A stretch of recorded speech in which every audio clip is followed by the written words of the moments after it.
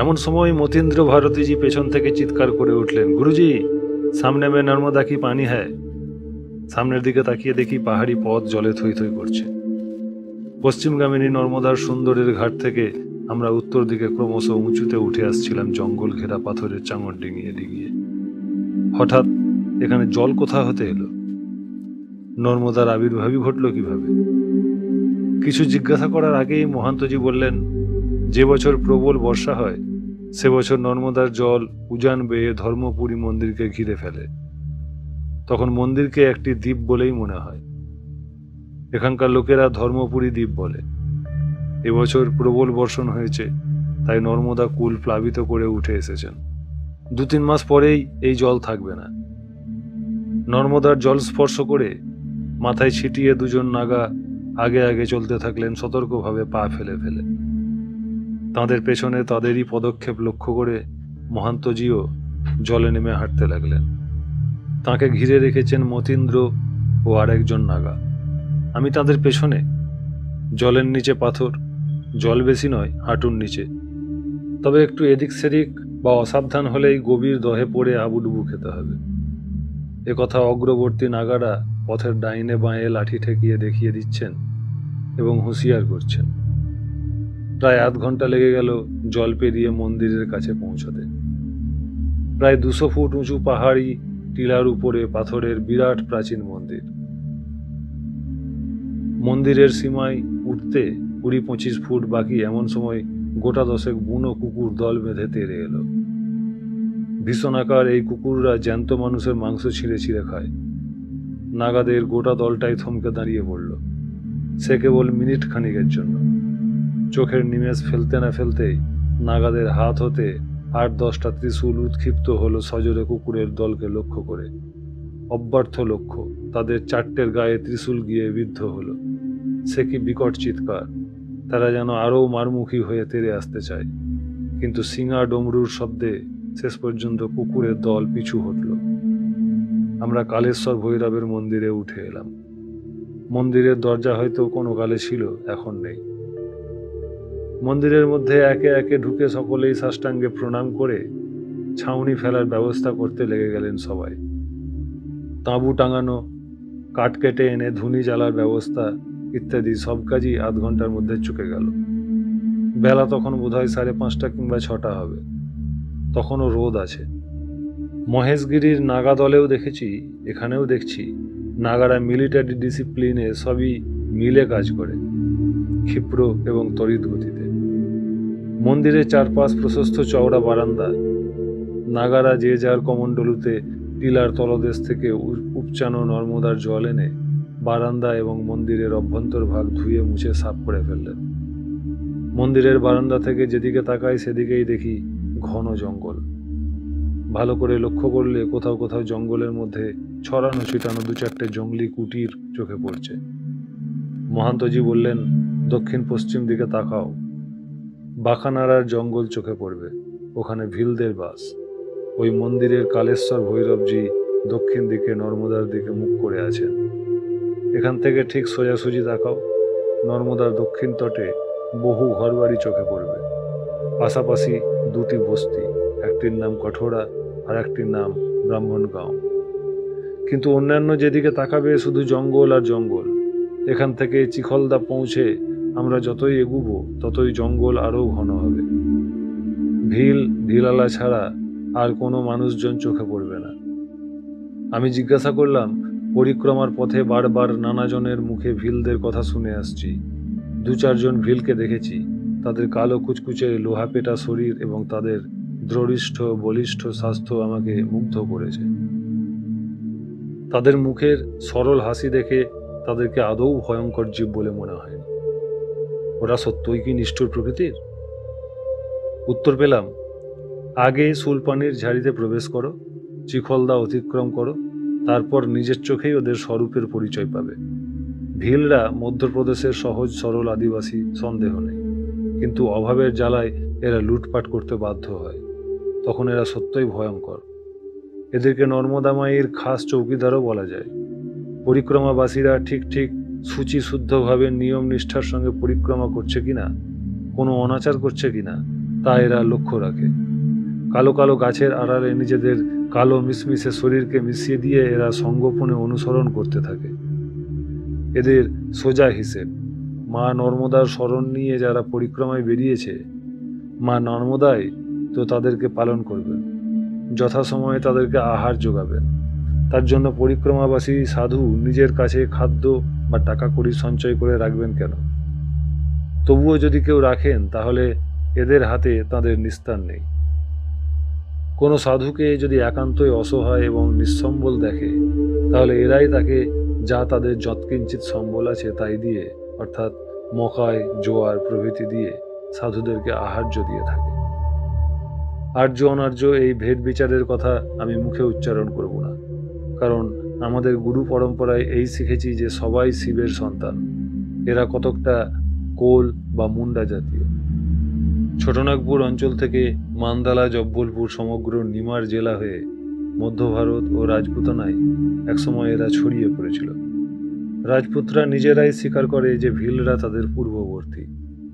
সিসোদীয় রাজপুত গোহ ভিলদের রাজা হয়েছিলেন। ভিল সর্দার নিজের আঙুল কেটে তার কপালে রাজতিলক পরিয়ে দিয়েছিল। ভিলদের আদি দেবতা মহাদেব। তাদের মধ্যে এই উপকথা বা কিংবদন্তি প্রচলিত যে স্বয়ং শিবের ঔরসে এক পরমাসুন্দরী বন্যরমণীর গর্ভজাত সন্তান থেকে ভিল জাতির উৎপত্তি। তারা এই বলে গর্ব অনুভব করে যে তারা স্বয়ং শিবের বংশধর, তাই শিবপুত্রী নর্মদার বিশেষ স্নেহদৃষ্টি তাদের উপর আছে।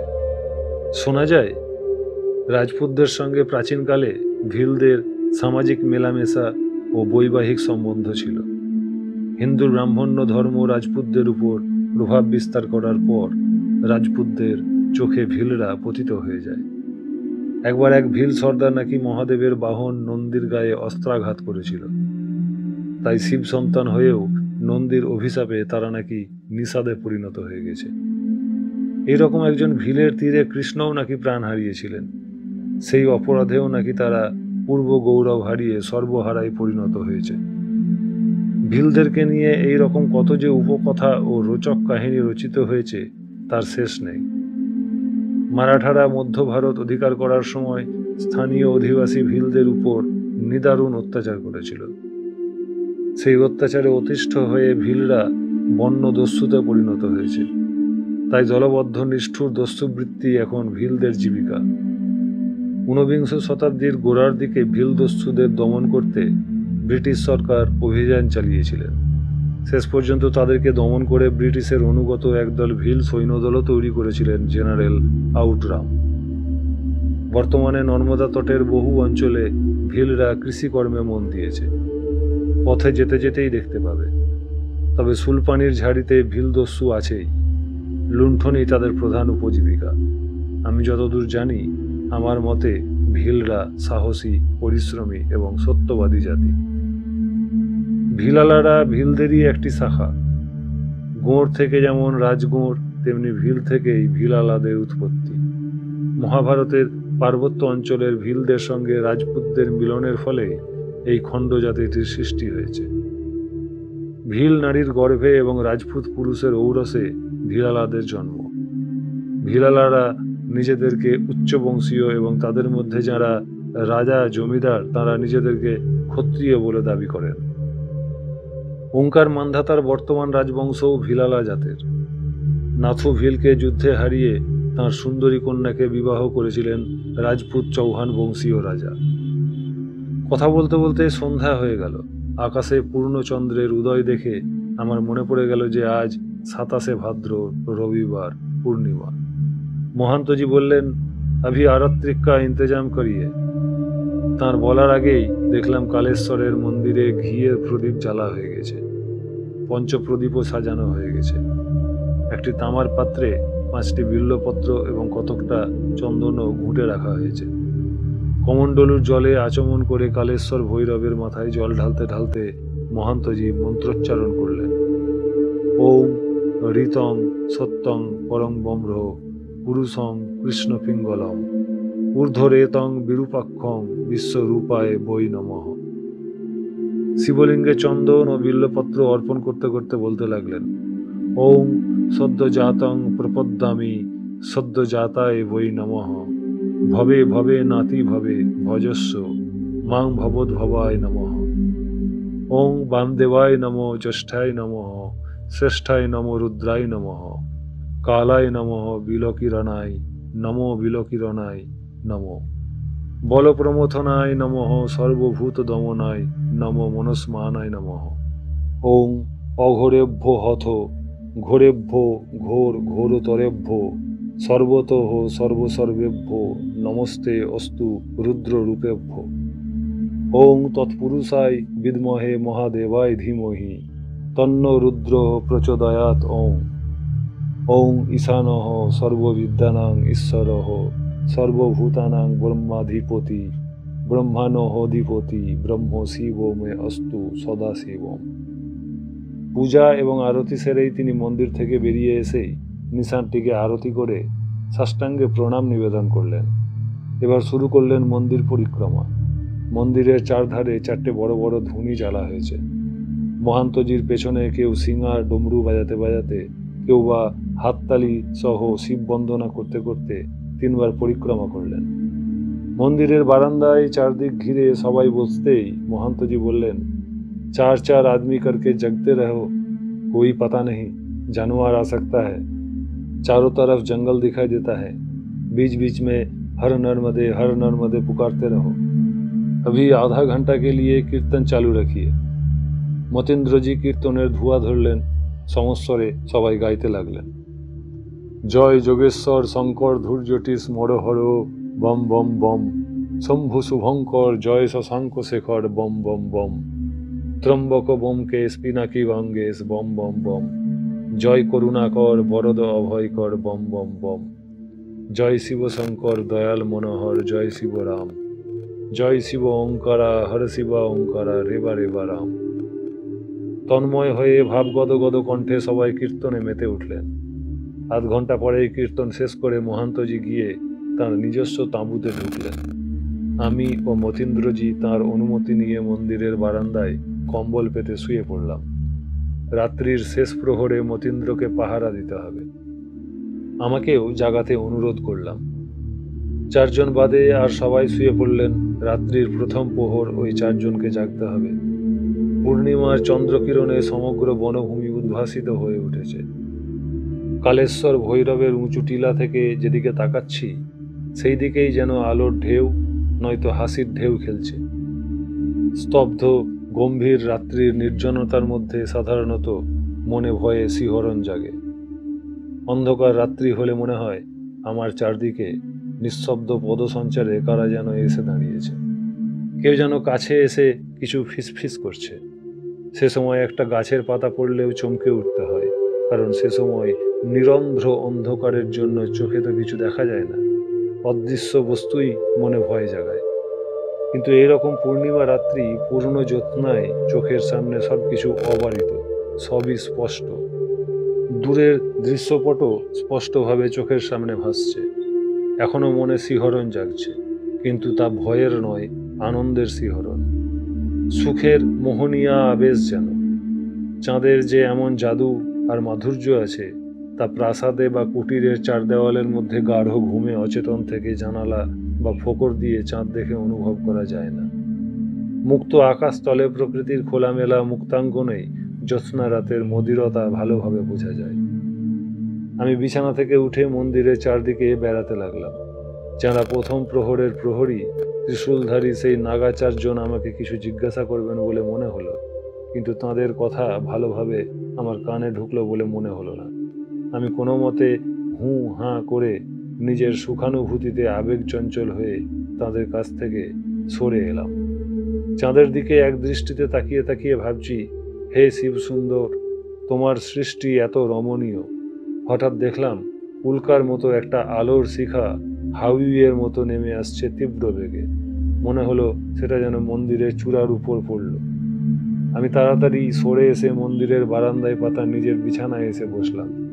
মন্দিরের গর্ভগৃহে যে ঘণ্টা ঝোলানো আছে তাতে শব্দ উঠল টং। পূর্ণিমায় জ্যোৎস্নাস্নাত এরকম সুন্দর রাত্রি যে জীবনে এই প্রথম দেখছি তা তো নয়, তবে আজকের রাত্রি এত মোহন, এত মধুর লাগছে কেন?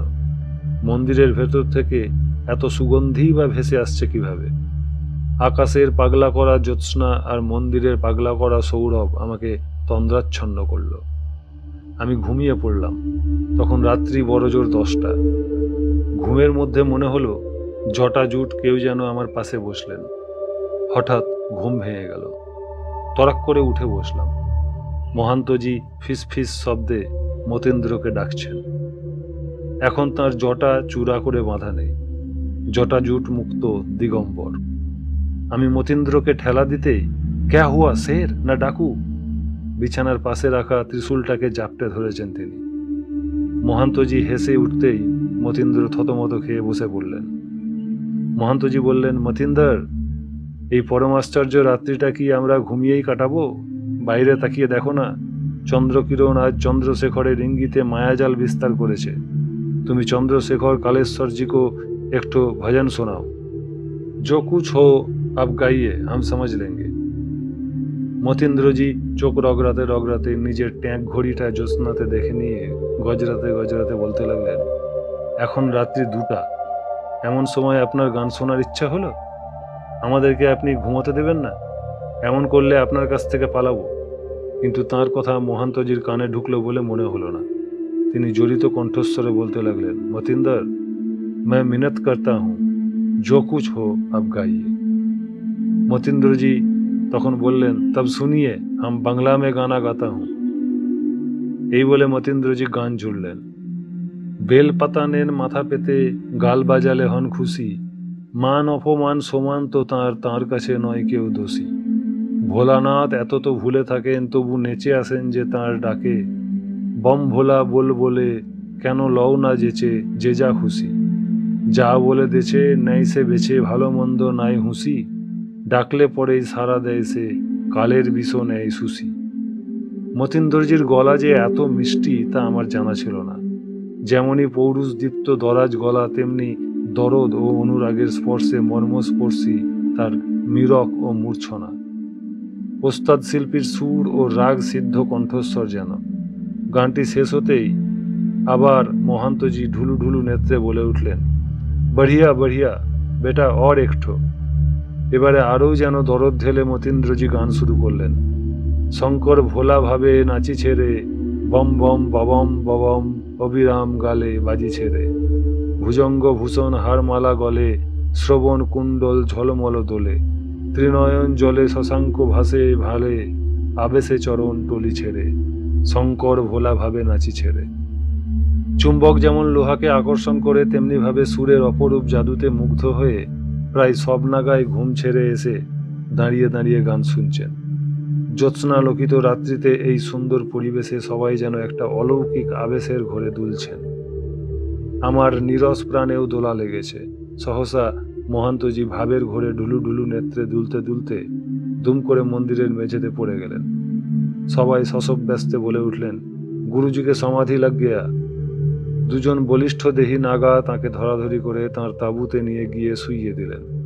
মতীন্দ্রজি কিন্তু তাঁর গান থামালেন না। তিনি সমান তালে অশ্রু রুদ্ধ কণ্ঠে গাইতে লাগলেন। গান গাইতে গাইতে তিনিও সমাধিমগ্ন গুরুদেবের দেহকে ঘিরে তাঁবুতে গিয়ে ঢুকলেন। তাকে তার বিছানার উপর শুইয়ে দিয়ে আমরা সবাই বাইরে বেরিয়ে এলাম। তাঁবুতে পাহারা দেবার জন্য ত্রিশূল হস্তে দাঁড়িয়ে রইলেন একজন নাগা সন্ন্যাসী।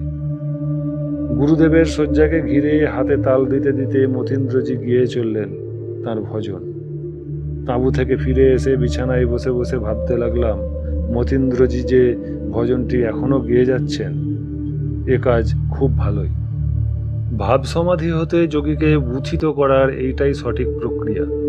সাধারণত আশ্রম গুরুর সমাধি হলে যে প্রসঙ্গ বা সূত্র ধরে মহাত্মার সমাধি হয়, শিষ্যরা তার আসল কারণ ও রহস্যটি বাদ দিয়ে হরিবোল বলতে বলতে কিংবা রাম নাম, শিব নাম বা দুর্গা নাম করতে উদ্দণ্ড নৃত্য বা কলরোল শুরু করে দেন। তাতে ভাব সমাধি ভাঙতে দেরি হয়। সমাধি ভাঙার পর তাই অধিকাংশ যোগীকে ক্লান্ত ও অসুস্থ হতে দেখা যায়। অবশ্য যেসব ভণ্ড তপস্বীরা শিষ্যদের মধ্যে প্রসার জমানোর জন্য সমাধির ভান করে নানা রকম অ্যাক্টিং, পোজিং করে থাকে, তাদের কথা স্বতন্ত্র। নতুবা প্রকৃত ক্ষেত্রে মতীন্দ্র গৃহীত পন্থায় সমাধি ভঙ্গ করার সঠিক পন্থা। যে মন্ত্রের ধ্বনিতে বা নামগানে সাধক চিত্ত উদ্বেলিত হয়, যে নামের উন্মাদনায় তাঁর তন্ত্রীতে তন্ত্রীতে চিৎশক্তির স্পন্দন জাগে, তাঁর মনপ্রাণ উধাও হয়ে যায় ভূমার ভূমিতে। সেই চৈতন্য ভূমি হতে তাকে বুদ্ধিত করতে হলে সেই নাম, বীজ বা ভজনের ধুন ধরে রাখতেই হবে। মতীন্দ্রজি নির্ভুল পন্থায় অবলম্বন করেছেন। মনে হচ্ছে এখন রাত্রি ৩টা, এখনো সকাল হতে অনেক বাকি। আমি আবার শুয়ে পড়লাম। যখন ঘুম ভাঙল তখন আমার গায়ে সূর্য রশ্মি এসে পড়েছে। ধরফর করে উঠে বসলাম। উঠে দেখি প্রত্যেকেই যে যার কাজে তৎপর হয়ে উঠেছে। যজ্ঞকুণ্ড তৈরি করা হয়েছে। যজ্ঞ কাষ্ঠ প্রচুর বনফুল এবং ঘি কুণ্ডের কাছে সাজানো আছে। প্রত্যেকের স্নান ও ভস্ম বিলোপন পর্বও শেষ হয়েছে।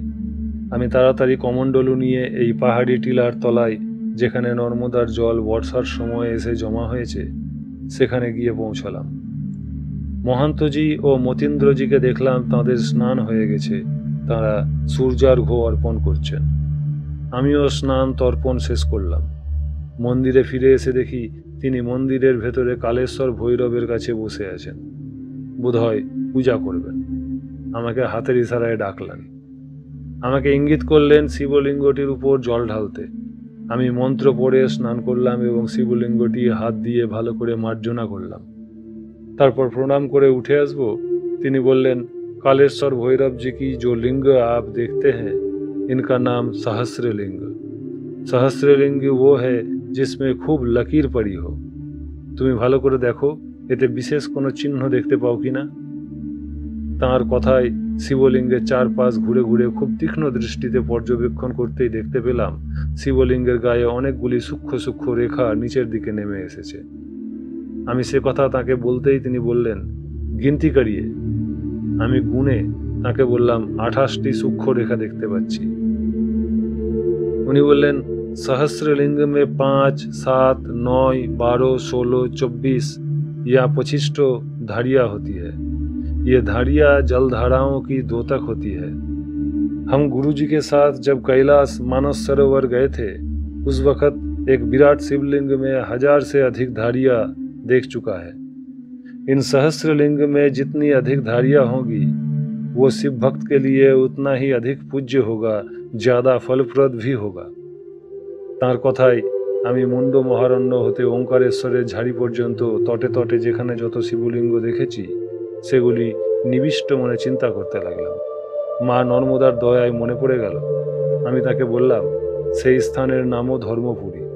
লাখরাকোটের জঙ্গলে ঢোকার আগে পামাখেরি ও তিথিঘাটের মধ্যস্থলে নর্মদা তটেই সেই ধর্মপুরী স্থিত মন্দিরেও এই রকম শিবলিঙ্গ আমি দেখেছি।